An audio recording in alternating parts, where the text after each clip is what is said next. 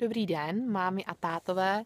Dnes vám chci říct o tom, jak podpořit spolupráci u dětí, a to zejména v situacích, kdy nemáte moc času, anebo nemáte zrovna trpělivost je o něčem přesvědčovat.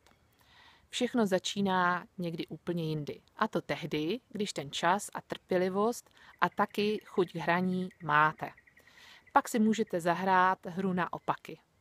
Je to o tom, že řeknete dítěti přesně tu opačnou věc, než kterou chcete nebo potřebujete.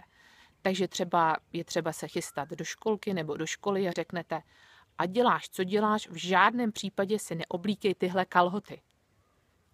No a nejspíš se dítě začne smát a začne si kalhoty oblékat.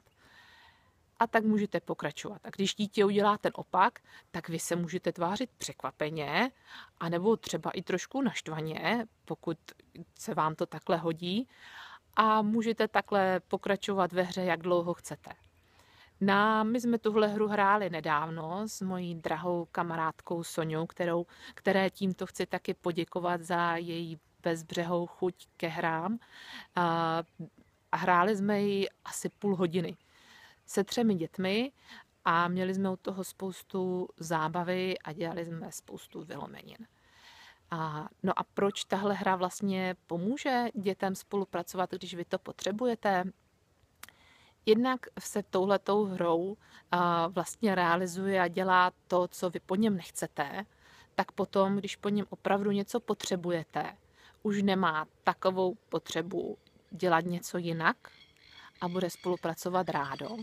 No a taky vám to dává nástroj k tomu, že kdyby třeba spolupracovat přece jenom nechtělo, tak můžete vytáhnout tuhletu hru a začít jí hrát a dosáhnout něčeho, co potřebujete přes tyto opaky. Takže já vám přeju hodně štěstí, dejte mě vědět, jestli to vyzkoušíte, a těším se příště na shledanou.